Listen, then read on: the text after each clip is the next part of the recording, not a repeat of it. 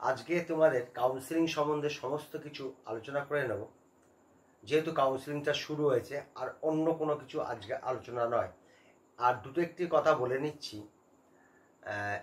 যারা 630 থেকে 638-এর মধ্যে পেয়েছো, 630, 31, 32, 33, 34, 35, 36, 37, 38, তাদের নম্বর এবং র্যাঙ্ক অবশ্যই দেবে। কেননা হিসাব করে ফাইনাল কাট অফ একটা তোমাদের দেব, সেটা আমার কাজে লাগবে। তোমরা তথ্যগুলো দিচ্ছ না দেখে ঠিক মতন আমি এগুলো বার করতে পারছি না। আর এসসিদের বলছি, যারা 1,22,000 থেকে 1,35,000 র্যাঙ্কের মধ্যে রয়েছে, তাদের নম্বর এবং র্যাঙ্কগুলো দিলে আমার হিসাব করতে সুবিধা হবে। অবশ্যই অবশ্যই শুধু নম্বরটা আর অল ইন্ডিয়া র্যাঙ্কটা দিলেই হবে, এই হলো ব্যাপার। আর কিছু এসটি আমাদের বলছে যে আমি নাকি তাদের উপর যত্ন নিচ্ছি না। দেখো, কিছু কিছু জিনিস আছে সেগুলো বার করতে একটু কষ্ট হয়। যেহেতু 5,11,000 মতন তোমাদের কাট অফ যায়, সেখানে 6-7 হাজার পরপর এক একটা ক্যান্ডিডেট থাকে, হিসাব করে বার করতে একটু কষ্ট হয়। কারণ এত গ্যাপ, একটা চোখের নিমিষে একটা বেরিয়ে গেলে হিসাবটা ভুল হয়ে যাবে, সে মনের মধ্যেও একটা আমার ভয় কাজ করে। তাছাড়াও এবার তো একটু যত্ন নেব। আর 2 নম্বর, যখন তোমরা কলকাতার 4টে কলেজ এবং উত্তরবঙ্গে একটি কলেজে তোমাদের ডকুমেন্টস ভেরিফিকেশন হবে, তখন সমস্ত জিনিসই নিয়ে যাবে। একজন আমাকে প্রশ্ন করেছে, আমার ডোমিসাইলটা হয়নি, তাহলে কি আমাকে পাস করাবে, মানে কি তোমাকে রসিদটা দেবে? দেখো, ছোট ছোটগুলো যদি 2-1টা ভুল করে না নিয়ে যাও, সেগুলো হয়তো ওদের দয়ার উপর দিয়ে দিতে পারে, কিন্তু ডোমিসাইলের ব্যাপারটা হয়তো আটকাতে পারে। একটা বড় একটা প্রমাণপত্র হয়তো কপাল ভালো থাকলেও দিতে পারে। নাহলে তোমাকে সেকেন্ড রাউন্ডে তোমাকে অংশগ্রহণ করতে হবে, বা থার্ড রাউন্ডে অংশগ্রহণ করতে হবে। প্রতিটি রাউন্ডেই রেজিস্ট্রেশন হয়। এইটুকুনি বলে নিলাম। হ্যাঁ, আর তোমরা কিন্তু অবশ্যই নম্বর আর র্যাঙ্ক দিয়ে করবে। দেখো, আমি এই কাউন্সিলিংয়ের যে নিয়মটা নিয়ে তোমাদের সঙ্গে আজকে আলোচনা করব, এইটা কিন্তু আমি 3-4 মাস আগেই দিয়ে দিয়েছিলাম। আমি বলেছিলাম এটাই হবে 99%, সেটাই প্রিন্ট হয়ে এসছে। কিছু দুটো জায়গায় কিন্তু মেজর ওরা কিন্তু চেঞ্জ করেছে, সেই দুটোকে নিয়ে তোমাকে বলে দেবো, এবং আবার প্রথম থেকে তোমাদের দিয়ে দেব, একটু বুঝিয়ে দেব। যারা ওই ভিডিওগুলো মিস করেছো, এইটুকুনি বলার ছিল। এইবার তোমরা একটু স্ক্রিনের দিকে তাকাও। ফার্স্টে একটু দেখো, স্ক্রিনের দিকে তাকাও। প্রথম তুমি তো রেজিস্ট্রেশন করছো, কালকে থেকে শুরু হয়ে যাচ্ছে, মানে আজকে থেকে শুরু হয়ে যাচ্ছে। তার ডকুমেন্টস ভেরিফিকেশন হবে। কলকাতা 4টে কলেজ সাধারণত হয় রেজিস্ট্রেশন, আর উত্তরবঙ্গে হয়। যখন তুমি রেজিস্ট্রেশনটা করবে, রেজিস্ট্রেশনের নিচে যে টাকাটা পেমেন্ট করবে, যে স্লিপটা দেবে, স্লিপটা কিন্তু লাগবে ভর্তির সময়। নিচে বলে দেবে, ধরো আরজিকর কলেজ বা এসএসকে বা যেসব কলেজগুলোর নাম তোমার যে কলেজে যেতে হবে, সে কলেজের নাম আসবে, আর কোন কোন টাইমে তোমার যেতে হবে সেগুলো বলে দেবে। এটা আর আসলাম না। তাহলে রেজিস্ট্রেশন করলে ডকুমেন্টসটা তোমার চেক হয়ে গেল। তারপর যাদের ডকুমেন্টস সব ঠিক আছে, তারা চয়েস ফিলিং করতে পারবে। আর এটা সকলেরই ঠিক হয়, কোনো অসুবিধা নেই। এবার লকিং করতে হবে চয়েসটাকে, মানে আটকে দিলে। এইবার রেজাল্ট মানে তোমার সিটটা তুমি পেয়েছো কিনা সেটাই। এইগুলো এই ধারাবাহিকভাবে পরপর হবে। হওয়ার পর এইবার রেজাল্ট আসলো। এইবার যে কাউন্সিলিংয়ে যাবে, এই নিয়মগুলো তোমার আর একবার জানিয়ে দিচ্ছি। যারা নতুন এসছো, ভালো করে বুঝে নাও। আর তাছাড়া তোমরা তো সাইট খুলে দেখতে পারবে এবছর নিয়মটা কি আছে, তাও আমি বুঝিয়ে দিচ্ছি। ফার্স্ট রাউন্ড দেখো, ফার্স্ট রাউন্ডে যারা সিট পেল না, এই যারা সিট একদম পেল না, ফার্স্ট রাউন্ডে কথা বলছি, তারা একদম সেকেন্ড রাউন্ডে চলে গেল। এইবার যারা সিট পেল অথচ তাদের পছন্দ হলো না, তুমি তো একটা XY একটা কলেজ পেলে, তোমার পছন্দ হলো না, ঠিক আছে, তখন তুমি সেকেন্ড রাউন্ডে চলে আসতে পারলে, সেকেন্ড রাউন্ডের দিকে তুমি যাত্রা করলে। আর যারা সিট পেল, অ্যাডমিশনটা নিয়ে নিল, ঠিক আছে, বললো যে আমি আপগ্রেডেশন করব না, আমার প্রথম কলেজটাই পছন্দ হয়ে গেছে, তখন তাদের কাউন্সিলিং শেষ। পরবর্তী কিন্তু মোড চেঞ্জ করলে হবে না। সেকেন্ড রাউন্ডে গেল না, আমি আবার আপগ্রেডেশন করবো, সব হবে না। ব্যাস, আর যারা আপগ্রেশন করবে তারা কিন্তু সেকেন্ড রাউন্ডে চলে গেল।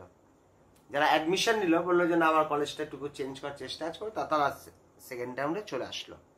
এইবার সেকেন্ড রাউন্ডেও বলেছি, সেকেন্ড রাউন্ডে যারা যাচ্ছ তারা নতুন, আবার যারা ফার্স্ট রাউন্ডে কোনো কারণে কাগজপত্র রেডি করতে পারোনি, কোনো রকম ডিস্টার্ব দেখা দিয়েছে বা ডকুমেন্টস ভেরিফিকেশনের সময় কোনো কাগজ জমা দিতে পারোনি, তারা সেকেন্ড রাউন্ডে কিন্তু রেজিস্ট্রেশন করতে পারবে এবং থার্ড রাউন্ডেও করতে পারবে, ফোর্থ রাউন্ড করতে পারবে, ফিফথ রাউন্ড, যতগুলো রাউন্ড হোক না কেন, যে নামই থাকুক না কেন রাউন্ডে, রেজিস্ট্রেশন প্রত্যেকটা পর্বে হবে। ঠিক এইভাবেই আবার শুরু হবে সেকেন্ড রাউন্ড। প্রথম রাউন্ড যেভাবে হবে দ্বিতীয় রাউন্ড হবে, কিন্তু নিয়মগুলো চেঞ্জ হয়ে যাবে। রেজিস্ট্রেশনটা সবসময় করা যাবে, আবার তাহলে তখন তাদের ডকুমেন্টস ভেরিফিকেশন করতে হবে নতুনভাবে যা যা হবে। তাহলে যারা ফার্স্ট রাউন্ডে কাগজ রেডি করতে পারুনি তারা সেকেন্ড রাউন্ডে অংশগ্রহণ। এবার সেকেন্ড রাউন্ড আসো। সেকেন্ড রাউন্ড যারা সিট পেল না তারা একদম তৃতীয় রাউন্ডে চলে গেল। যা একদম সিট পেল না, সেকেন্ড রাউন্ডেও নাম উঠিনি, ঠিক আছে, থার্ড রাউন্ডে চলে গেল। এইবার যারা সিট পেল অথচ বললো যে আমার পছন্দ না, তখন সে থার্ড রাউন্ডে যেতে পারবে একটা শর্তে। যেহেতু প্রথম রাউন্ডে সিট নেয়নি, সেকেন্ড রাউন্ডে সিট নেয়নি, তাদের আবার নতুন করে রেজিস্ট্রেশন করতে হবে, কিন্তু তাদের ডকুমেন্টসটা কিন্তু ভেরিফিকেশন করার দরকার নেই, প্রথমবারে যেহেতু করা আছে। এই জায়গাটা বুঝে নাও, খুব মন দিয়ে বুঝে নাও। সেকেন্ড রাউন্ডেও সিট পেয়েছে, ফার্স্ট রাউন্ডেও সিট পেয়েছে, দুটোই বলছে আমি নেবো না, পছন্দ না, সে একটা মাত্র শর্তে যেতে পারবে, সামান্য শর্ত। আবার যে যে কাস্টে শেষে টাকা দিয়ে রেজিস্ট্রেশন করতে হবে, তাদের ডকুমেন্টস ভেরিফিকেশনটা করতে লাগে না, ওই প্রথমবারের স্লিপটা দিয়ে হয়ে যাবে, তারা থার্ড রাউন্ডে চলে গেল। আর যারা সিট অ্যালট হলো, বলল যে আমার এই কলেজ পছন্দ হয়ে গেল, তাহলে ওখানে শেষ হয়ে গেল। আর যারা বললো যে না আমি আপগ্রেশন করব, তারা থার্ড রাউন্ডে চলে গেল, ঠিক আছে, থার্ড রাউন্ড শেষ হয়ে গেল। এখানে একটা কথা বলে নি, ফার্স্ট এবং সেকেন্ড রাউন্ডের কেসে এখানে একটু থামতে হচ্ছে। প্রতি বছর সেই সময় হয়, কিন্তু এবার আগে বলে দিয়েছে, তুমি ফার্স্ট রাউন্ডের সিট নিয়েছো বা সেকেন্ড রাউন্ডের সিট নিয়েছো, নিয়ে ভাবছো না এই সিট আমার দরকার নেই, এই সিট আমি ছেড়ে দেব। ফার্স্ট রাউন্ডের সিট নিয়ে নিয়েছিলে, এক মাস ধরে বসে আছো, সেকেন্ড রাউন্ড, থার্ড রাউন্ড আরম্ভ হওয়ার আগে, থার্ড রাউন্ড আরম্ভ হওয়ার আগে একটা নোটিশ আসবে, সেই নোটিশে তোমাদের সিট স্যালেন্ডারের জন্য বলবে, সেই সময় সিট স্যালেন্ডার করে দাও, তাহলে তোমাকে 1 লক্ষ টাকা যে বন্ড পেপার করেছিলে সেটা কিন্তু আর টাকাটা দিতে হবে না সেকেন্ড রাউন্ডে। থার্ড রাউন্ডে গিয়ে হবে না, ঠিক আছে, ওরা সেই সময় নোটিশ দিবে, সেই সময় তোকে করে দিতে হবে। কিন্তু তৃতীয় রাউন্ড, চতুর্থ রাউন্ড, ফিফথ রাউন্ড, যত রাউন্ডই হোক না কেন, সে কিন্তু আর কাউন্সিলিং আর থাকতে পারবে না, তার ছুটি হয়ে গেল। পরের বছর আবার নিট যদি সে দেয় তার ব্যক্তিগত ব্যাপার, ওটা আলাদা ব্যাপার। তৃতীয় রাউন্ডে আসো। তৃতীয় রাউন্ডে কিন্তু একটু কড়াকড়ি হচ্ছে। থার্ড রাউন্ড যারা সিট পেল না তাদের কিন্তু ওই প্রথমবারে রেজিস্ট্রেশনের টাকা দিয়েই চলছে, কিন্তু তারা কিন্তু একদম চলে গেল, ফোর্থ রাউন্ডে চলে গেল যারা সিট পেল না। এইবার ধরো সিটটা যে পেল, যে সিটটা পেল তাকে সেই সময় সিটটা নিতে হবে, আপগ্রেশন আর হবে না, ওইখানটাই তার কাউন্সিলিং শেষ হয়ে গেল, মানে আপগ্রেশন করতে পারবে না। তোমার তো দুবার সুযোগ দিয়েছে, first round, second round, third রাউন্ডে তোমারটা নিয়ে নিতে হলে তোমার ওইখানটাই থার্ড রাউন্ডে যেতে পারবে না, কারণ তোমার কাউন্সিলিং শেষ হয়ে গেল। আর যারা সিট পেল, সিট পছন্দ হলো না, যারা সিট পেল কিন্তু সিটটা পছন্দ হলো না, তাদের সেখানে কাউন্সিলিং শেষ হয়ে গেল, তারা পরবর্তী কাউন্সিলিংয়ে যেতে পারবে না। ফোর্থ রাউন্ড, ফিফথ রাউন্ড, যে রাউন্ডই হোক না, তারা যেতে পারবে না। হ্যাঁ, এবং পরবর্তী তাদের 25 সালের জন্য তারা যদি পড়াশোনা করে করবে, তাদের ব্যাপার, ঠিক আছে। সিট পেয়েছে মানে পছন্দ হয়নি, প্রথম রাউন্ডে তো পায়নি, সেকেন্ড রাউন্ডে পায়নি, বা থার্ড রাউন্ডে এসেই পেয়েছে, তার কলেজটা পছন্দ না, তার ওখানে কাউন্সিলিং শেষ হয়ে গেল, সে পরবর্তী আর কোনো রাউন্ডে যেতে পারবে না, পরবর্তী বছরের জন্য মানে 25 সালের জন্য সে তার প্রস্তুতি নিতে পারে। এইবার আসো স্টে ভ্যাকেন্সি রাউন্ড বা চতুর্থ রাউন্ড, যে নামই তুমি বলো।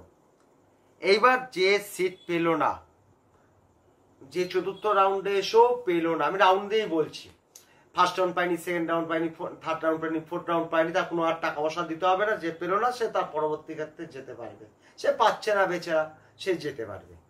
এইবার আসো, এইটা গতবারের নিয়ম ছিল, যারা পেয়েছো ফোর্থ রাউন্ড বলছি, মানে যারা পেয়েছো যদি না নিতে, যে গতবারে এই নিয়মটা ছিল, এই জায়গাটায় চেঞ্জ এসছে গতবারের থেকে।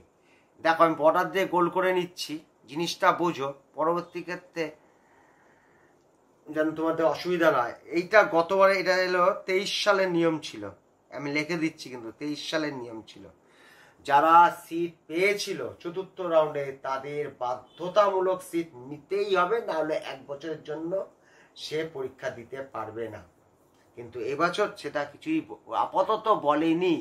কিন্তু এখানে একটা জিনিস বলেনি, গতবারে কিন্তু প্রথম round, second round, third round পর্যন্ত এরা বলেনি, চতুর্থ রাউন্ডের সময় হঠাৎ এই বুদ্ধিটা ওদের মাথায় এসেছিল। অল ইন্ডিয়াতে ওদের 2 বছর নাকি একটা, অল ইন্ডিয়ার ব্যাপারটা অতটা বলবো না, বলবো আমাদের রাজ্যে এটা এসছে, অল ইন্ডিয়ার একটা হয়েছিল, আর আমাদের বলেছিল যে আর তুমি পরের বছর পরীক্ষা দিতে হবে। এবছর কিন্তু পরিষ্কার করে এখনো বলেনি, যেহেতু এখনো অনেকগুলো দিন বাকি আছে, এক একটা রাউন্ড মানে 20 দিন, অ্যাভারেজ টাইম 2 মাস পরের ব্যাপার। তো ওরা আবার নোটিশ দিন কি যারা জানি না, আপাতত ওরা এখনো কিন্তু বলেনি। এখন আমরা ফার্স্ট রাউন্ডে যাচ্ছি, ফোর্থ রাউন্ডে চিন্তা করার দরকার নেই, যেন তোমার আশা করি তোমার ফার্স্ট রাউন্ডে তোমার সিটটা হয়ে যাক। এটা আপাতত বলছে, কিচ্ছু বলেনি, চুপচাপ। আর এই যারা সিটটা পেল তাদের সিটটা কিন্তু নিতেই হচ্ছে, এটাই মানে আমি যেটা বলেছিলাম।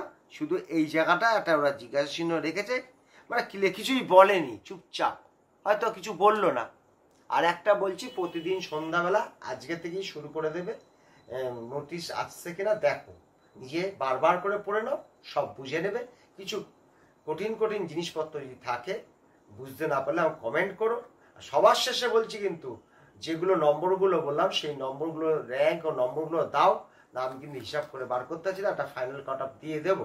তোমাদের ডোমিসাইলে অনেক সমস্যা আছে, বিশদভাবে আমি ডোমিসাইলটা আমি ভিডিও করেছি, আমার নিচে লিঙ্ক দিয়ে দিলাম, তোমরা 2-3 বার করে দেখে নিয়ে ওটা বুঝে নাও। ঠিক আছে, ভিডিওটা অনেক বড় হয়ে গেছে, এখানে আমি শেষ করলাম। সুপ্রভাত।